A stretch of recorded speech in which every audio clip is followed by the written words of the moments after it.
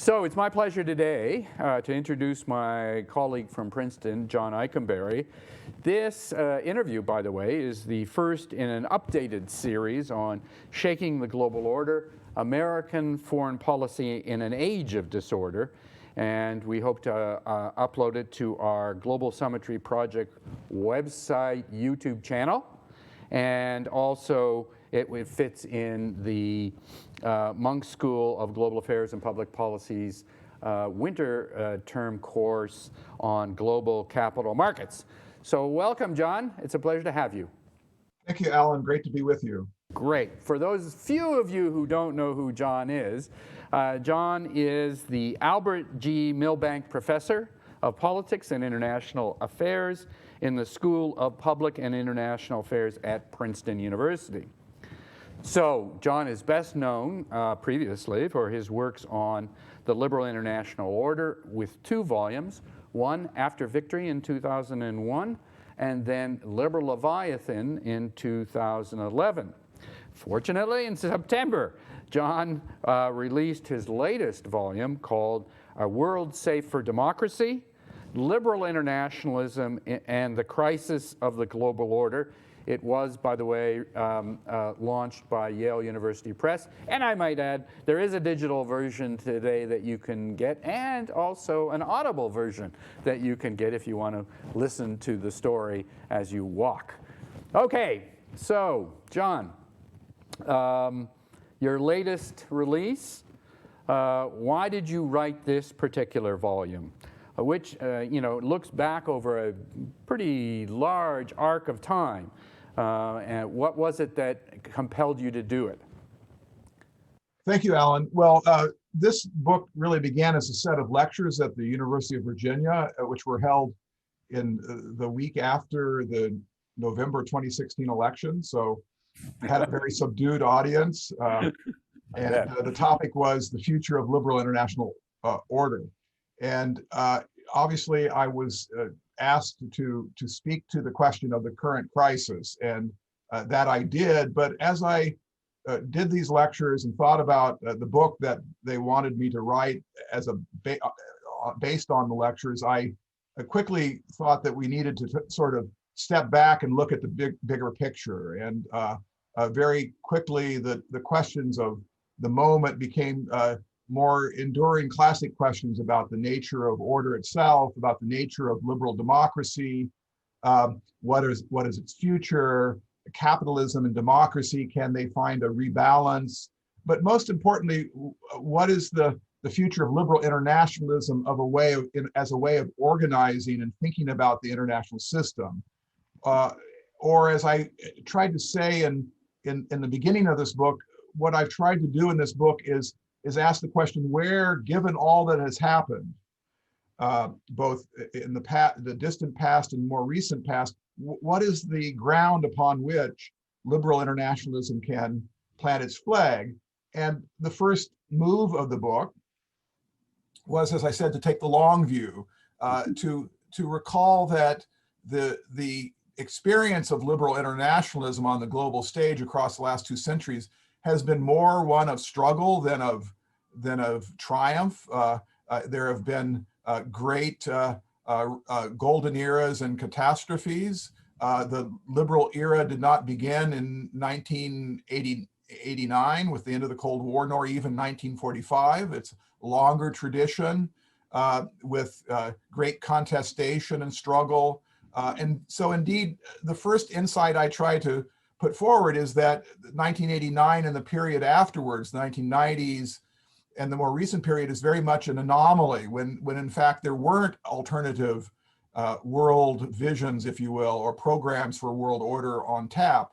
So I take the longer view, and I try to bring on board to my theorizing and reconstruction of liberal internationalism this more world-weary view that of contestation. I was deeply influenced by Ira Katznelson's book, Desolation and Enlightenment, which looks at the 1940s era of liberals who were working through and trying to rebuild after World War II in the aftermath of their generation's crises, which were even more momentous, shall we say. The the Great Depression, the rise of total war, the rise of totalitarianism and fascism, of the dropping of the atomic bomb, and the Holocaust. So if you think about the project of building and rebuilding liberal democratic society, that era, in some sense, was the most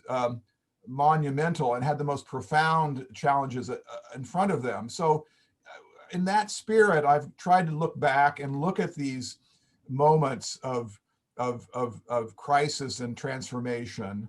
And the book tries to do three things to kind of answer your question. It tries to, first of all, identify and construct the lineages and genealogy of liberal internationalism as a set of ideas and projects. Doing so to try to make the point that there is a kind of deep integrity, even gravitas intellectually to this tradition. We think of grand traditions. We have political realism, which is a kind of rival to liberal internationalism. Much has been written on it, Thucydides all the way to Kissinger and everything in between. But liberal internationalism as a body of ideas and projects, and the sense that there's a depth and a continuity that one can see despite all the transformations. Secondly, in this book, and this is what maybe distinguishes it from liberal Leviathan, which had a kind of flag waving, this is what we found a way to reorganize world politics that leads to the greater good. This tries to take on board both the accomplishments but also the failures, to try to look back at a full accounting, at what worked and what has been accomplished, but also missteps and dead ends and failures that need to be understood. And then finally, as a kind of summation, the book tries to identify a set of ideas and projects that in some sense fit our time. You might think of the optimistic end of history kind of vision of liberal democracy and liberal internationalism as a kind of liberalism for springtime. This book is a liberalism for hard times, for winter, if you will. Mm-hmm.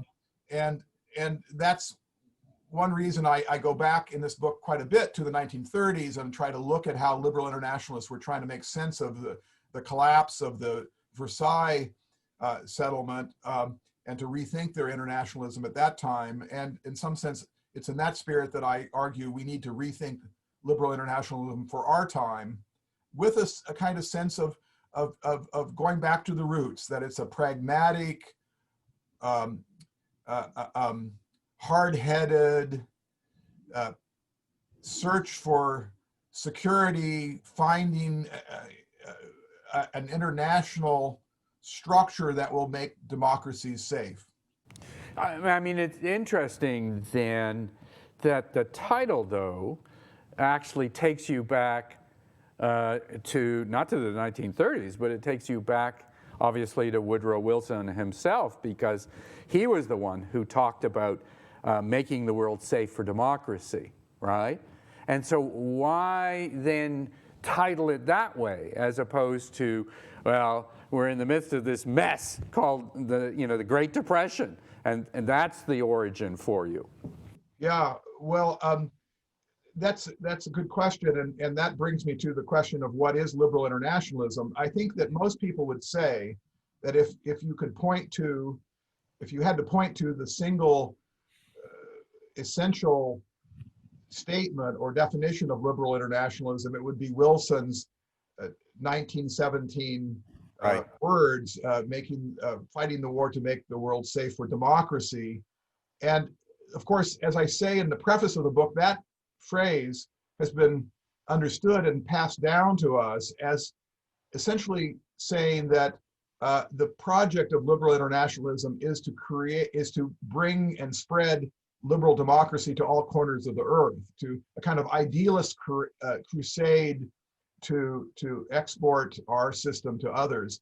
And when I say that statement, creating a world safe for democracy, can be read a second way. A second reading would be to take it literally, to make democracy safe, existing democracy safe. And that's how I argue that one could look at the broader tradition, which really begins 100 years before Wilson and extends 100 years after Wilson. Whatever Wilson had to say, and we'll talk about that in a little bit, my summation of what liberal internationalism is focuses on the word safety as opposed to, in some sense, liberalism. It's a reading that suggests that the core project of liberal internationalism is to create a kind of ecosystem, a space, an environment, a geopolitical space, so that liberal democracies as a community can manage their affairs, manage their vulnerabilities, and to, in effect, do things that they uniquely have to do as liberal democracies. If you think of liberal democracy as a cluster of values and principles that are bundled together, that are difficult to keep together in a kind of equilibrium: liberty and equality, individualism and community, sovereignty and interdependence. There's a kind of inherent instability to the values that are never able to be maximized in one direction without losing something in the other. So balancing trade-offs, often tragic choices. This is liberal democracy. This is what it's fated to be. And that means that there is a kind of project of creating a framework for these states to make those trade-offs. And so the making the world safe for democracy is, in my reading, creating an international order that can allow them to manage their affairs, to balance their conflicts and values, and to create a kind of framework for cooperation in trade and security, so that they can prosper and manage what I argue are the great challenges of modernity. Well, I mean, I hate to jump the gun here, but are you suggesting that democracy isn't safe? Is that really the underlying message? Because it's evident that you're not exactly going full bore optimism here in terms of this particular analysis. Yeah, I think democracy, Republican constitutionalism, liberal democracy, this form of government is much more vulnerable than we've understood it to be over the last several decades. It was clearly seen that way in the 30s, 40s, and 50s, even during the Cold War. Cold War liberals, Isaiah Berlin, who was obviously one of the great figures at the college at Oxford, where I spent the year writing this book, All Souls College, was put the survival of the rudiments of liberal democracy at the core of liberalism, not the great march to a greater, better world, but simply to preserve freedoms and institutions that we value in the face of great challenges, the illiberalism of his day. In our period, of course, it's all over the place. It's from the inside, from the outside. It's from illiberal challengers who we thought had gone away, right, now have their own projects. I'm thinking of China here, but also vulnerable in a more surprising way from within, from domestic illiberalism, from ethno-nationalism, from authoritarian populism that has come into the West, and indeed, in the case of the United States, has been manifest in the last 4 years in the Trump administration, which has been deeply hostile to liberal democracy, and certainly to liberal internationalism as a project for building order. So I think this book is much more concerned, a more sober sense of, it's not about advancing so much as protecting.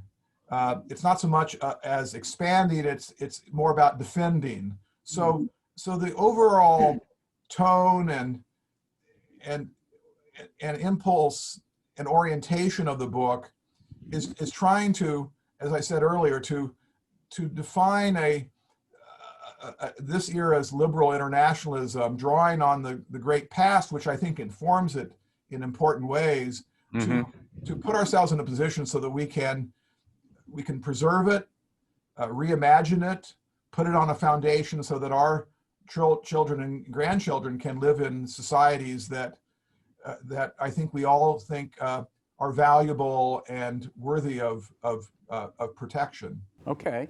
Now, it seems to me also, in contrast to a lot of your earlier work, both co-authored and you alone in the books, your focus is on the liberal international order. But this book is not about the liberal international order. It's about liberal internationalism. Maybe you can kind of parse out why and how that's distinct from your earlier examinations.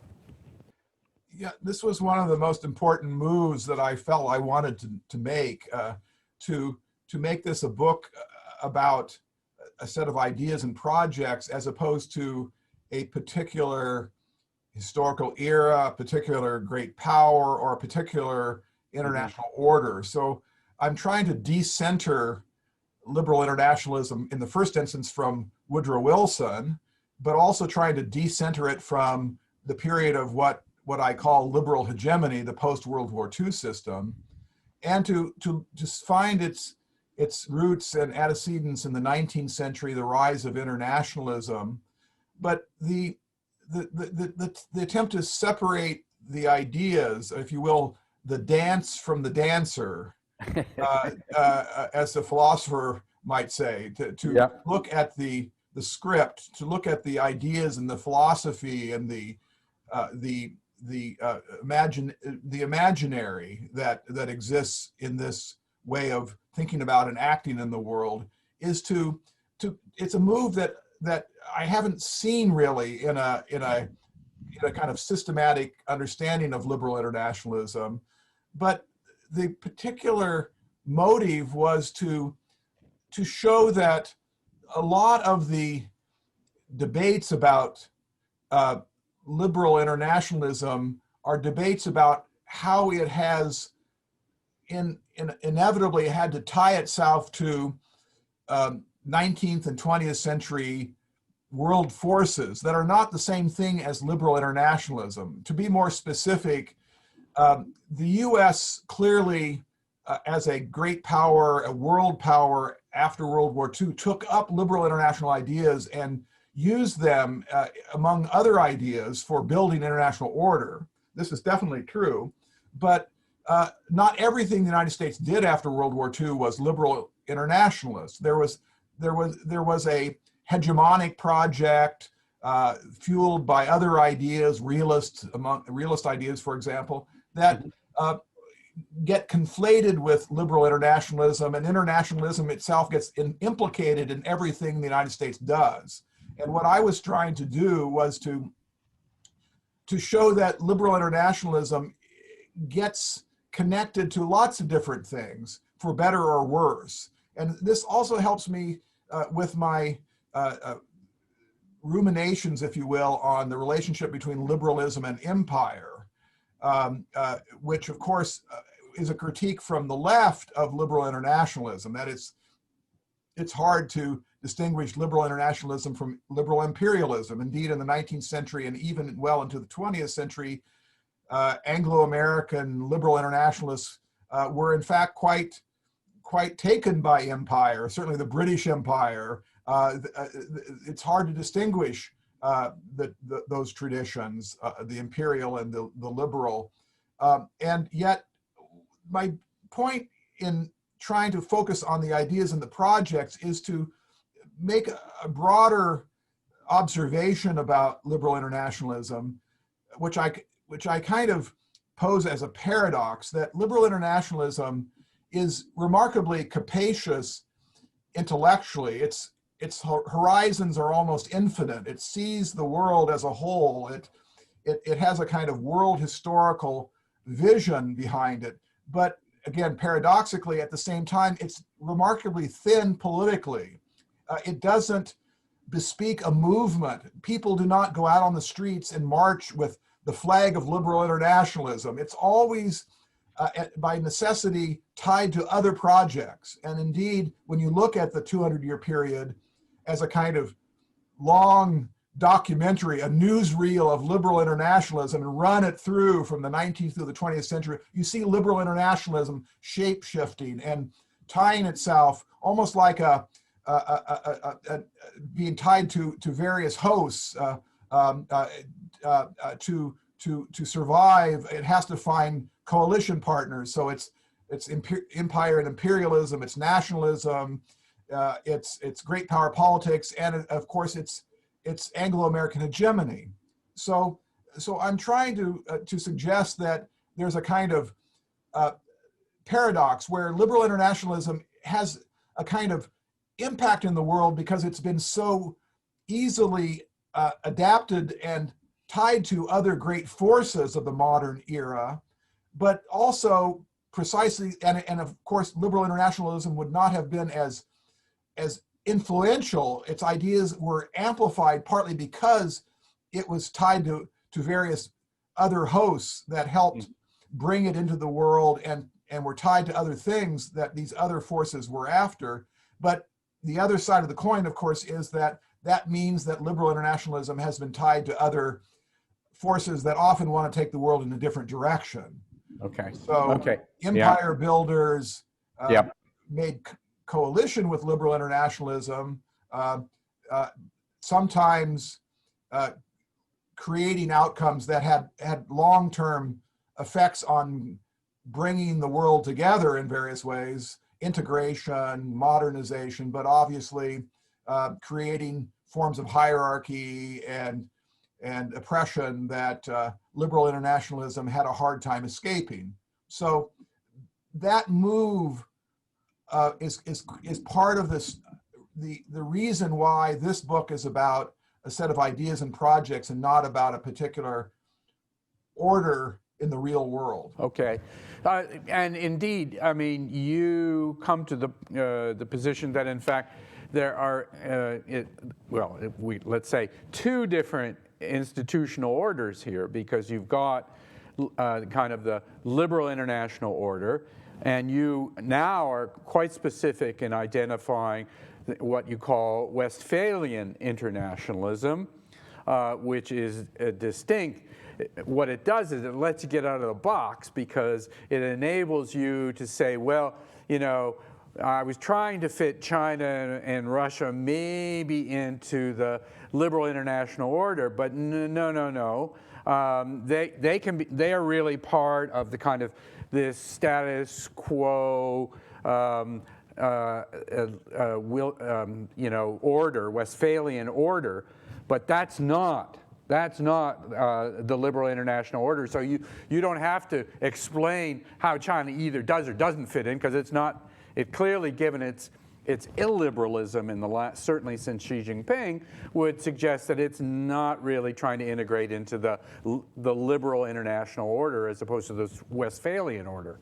Well, let me say two things about that. Number one, you've raised an important point about the Westphalian order in its relationship to liberal internationalism. And what I try to do in the book is say that liberal internationalism navigated across 2 centuries a shift in the global system from a world of empires to a world of nation states.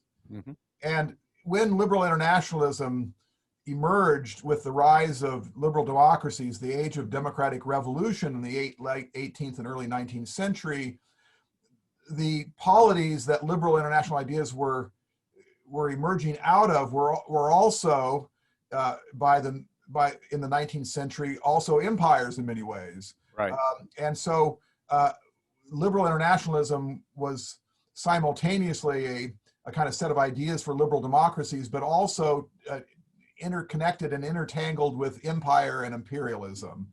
Mm-hmm. And that across the 19th and 20th century, for reasons that are not entirely endogenous to the liberal international project, although it helped, there was this world historical transformation from a world that was dominated by empire. 70% of the world lived in empires at the end of the 19th century, mostly at the bottom of those empires, suffering, to a world at the end of the 20th century where no one did live in anything that was called an empire in respectable company, at least. And so liberal internationalism found itself adjusting and affiliating with movements that were pushing and pulling the world from one kind of order to the other, empire world to nation state world. That nation state world was codified and celebrated and legitimated as this Westphalian order, nation state, self-determination, and sovereign equality. That became the platform for liberal internationalism. So, and it in some sense, it became a kind of necessary but insufficient foundation.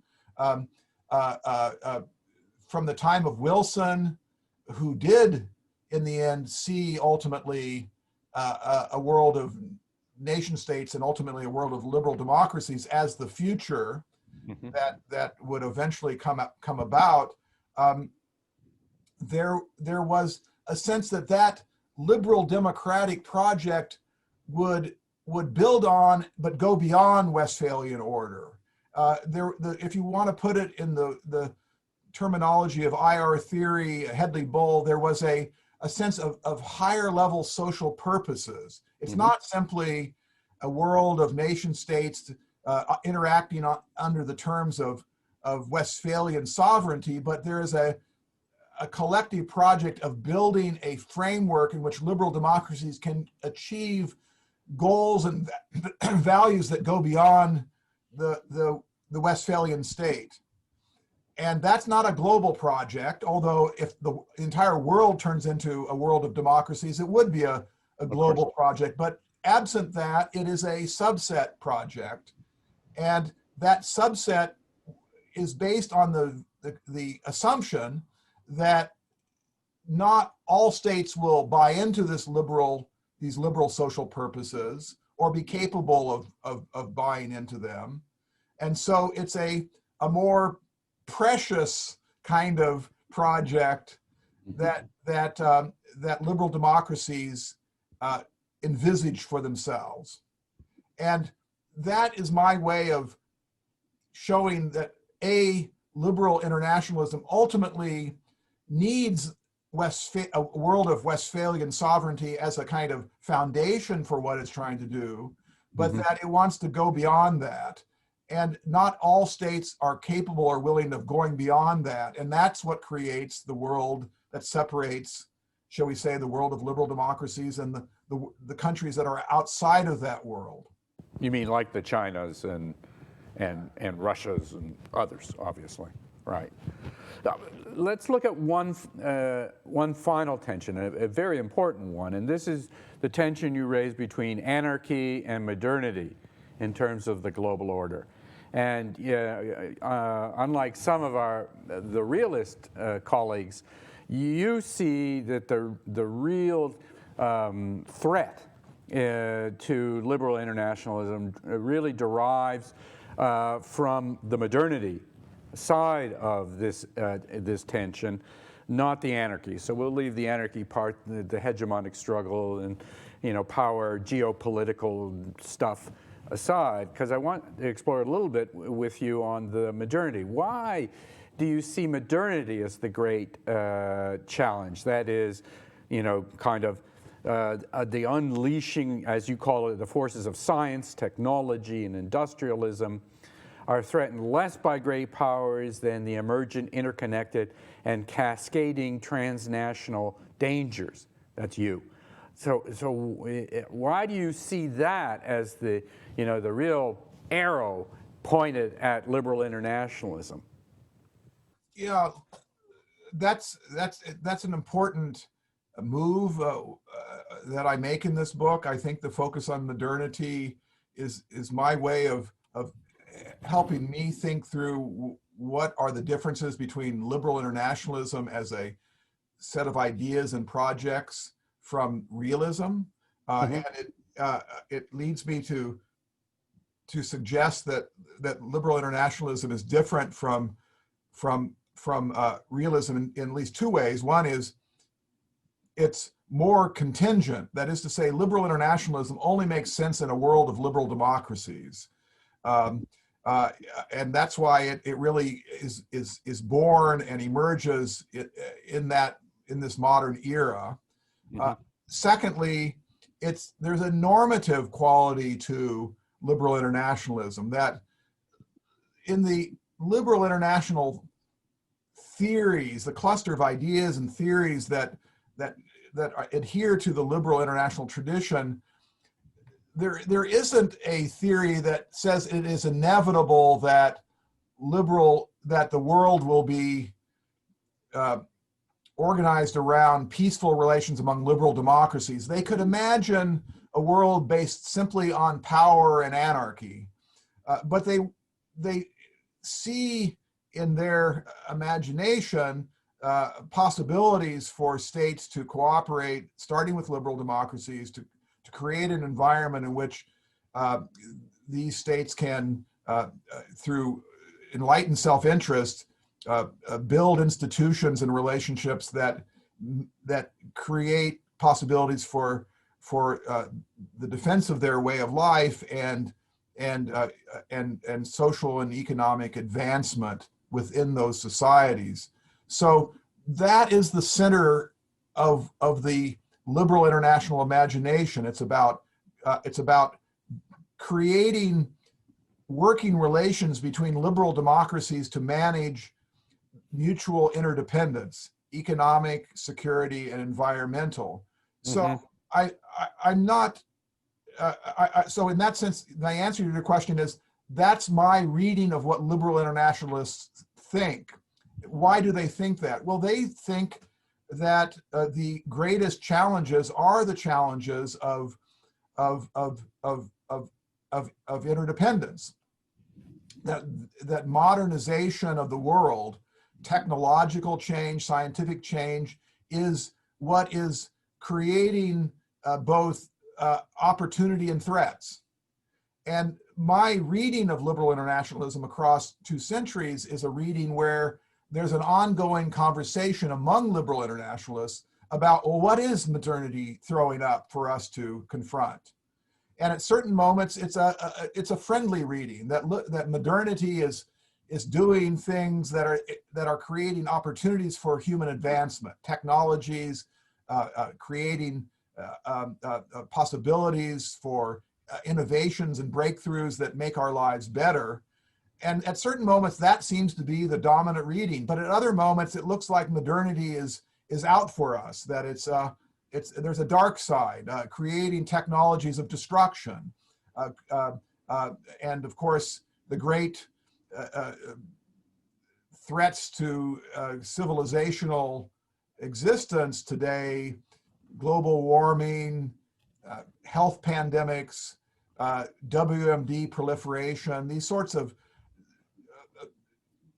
threats to our way of life, to our security, generated by the ongoing revolutions in industrial society, driven by modernity. So modernity, in some sense, is what's out there as the generator of opportunities and problems. And on balance, liberal internationalists, as I read them, are seeing modernity as a kind of Dr. Jekyll and Mr. Hyde phenomenon. By day, there's good deeds, and by night, there's danger. And I would say all of that, also this notion of focus on modernity as the liberal international problematique, leads us to see liberal internationalism in the way I think it should be seen, which is it's ultimately a kind of pragmatic problem-solving mega project.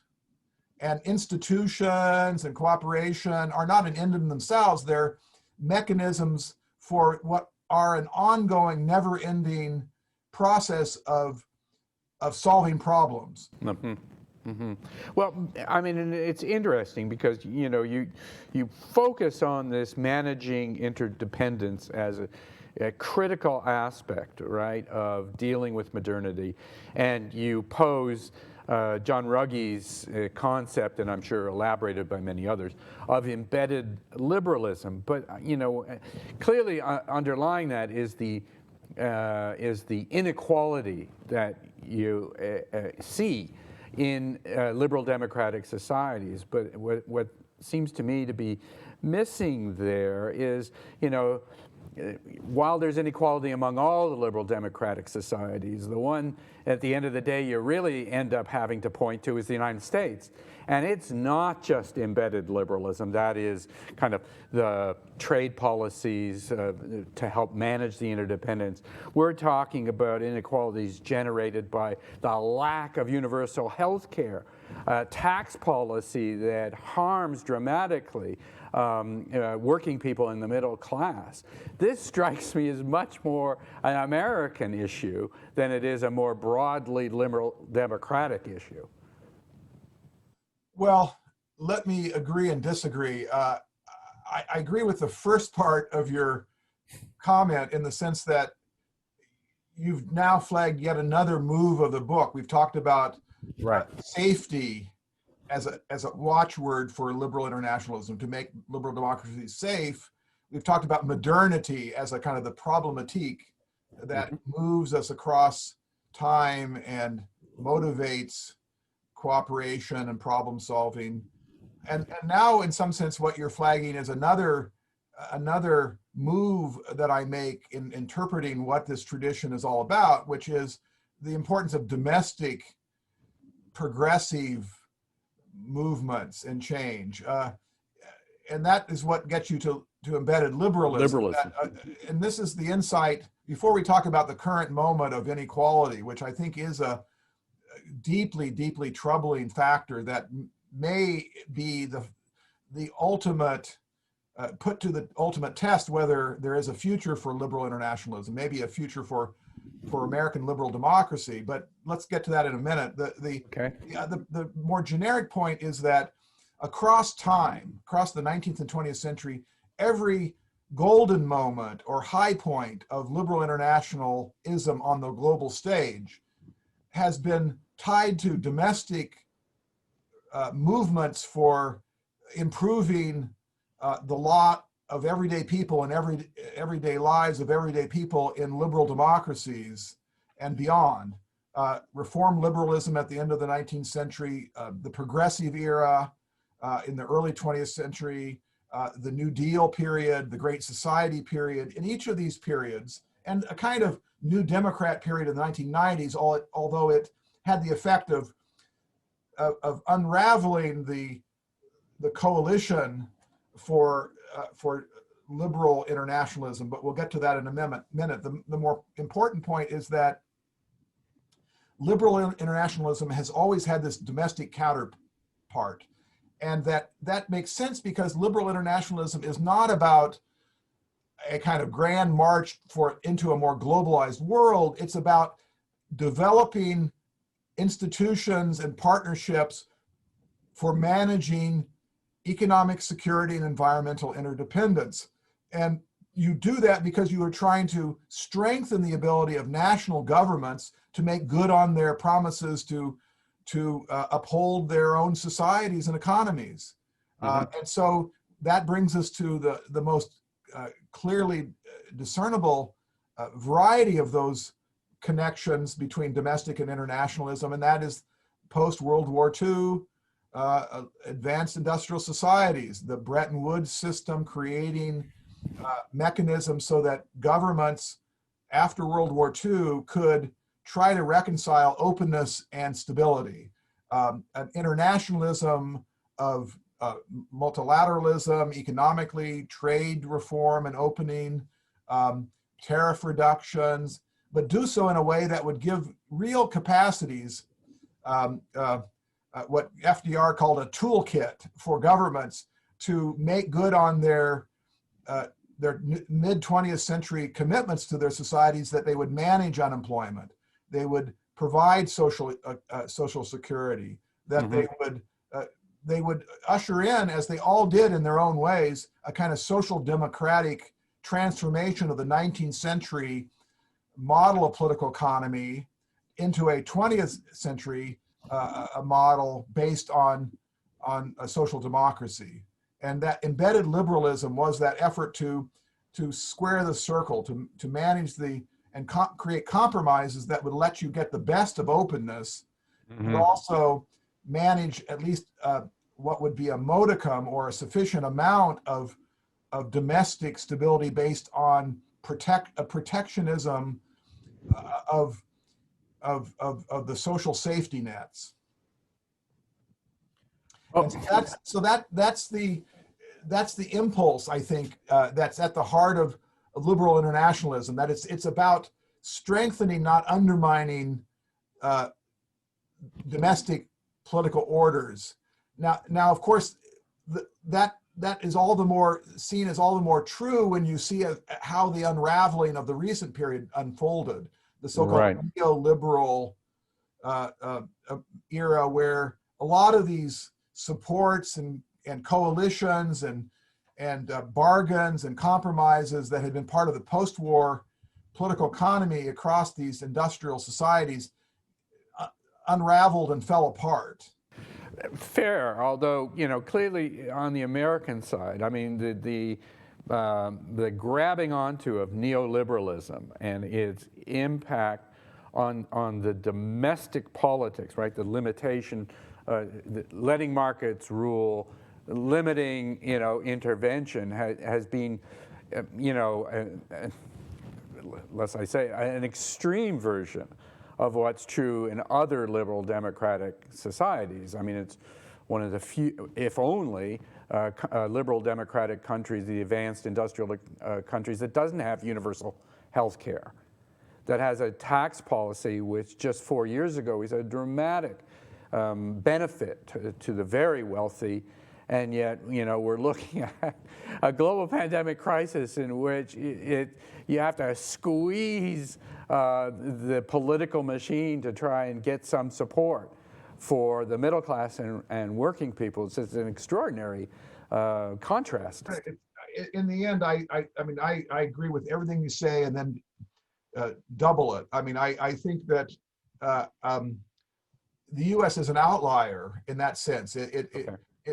There's interesting work by political scientists on kind of what across the OECD world. So we'll just keep the countries that are market democracies. The U.S. is not at the center. Its model is not the modal model. It's really an outlier in terms of its absence of healthcare, universal healthcare, and the level of inequality extraordinary. 86% of wealth is in the hands of the upper 20%, and then of course the 1% owns huge amounts of it. There's inequality everywhere, so it's not uniquely unequal, but it's extremely unequal. Right. And that's been made worse in recent decades. Since the 2008 financial crisis, it's gotten worse. And it certainly gutted the domestic political bargains behind this kind of post-war internationalism that has done so much good. And to get a rebuilt international coalition to do things, I do think it has to be tied to a reinvigorated domestic political economy, sharing the fruits of modernity, sharing the wealth. And I don't know how we get there, and I don't think it's entirely the unraveling of embedded liberalism. I think technology and all the kind of generic secular changes in the nature of work, robotics, production chains. I think all of this is really insidious, and I think that we're in for a really a period where the polarization we see, the divisiveness, the absence of large coalitions across otherwise divided cultural segments of the economy, of the society, will not heal until this very hard-nosed problem of inequality, economic inequality, of life opportunities is addressed. It's more than ever, to kind of just bring this to a head, does the fate of internationalism tie itself to the fate of a domestic progressive agenda. Well, it's a great discussion, John. I want everybody to look at that book just beside you and go out and buy it. It is definitely worth it. And I might mention just before we leave that you can listen to John further articulating his ideas on liberal internationalism, I believe, on January 4th with our good buddy Bruce Jones at Brookings Institution. They have a webinar. I believe it's from 10 to 11. Please join John at that point and Bruce Jones, our colleague, in further discussions about liberal internationalism. I want to thank you, John, and I hope you have a great holiday season and a good New Year. Thank you, Alan. It's been great to see you. It's great to be with you again, too. Keep well.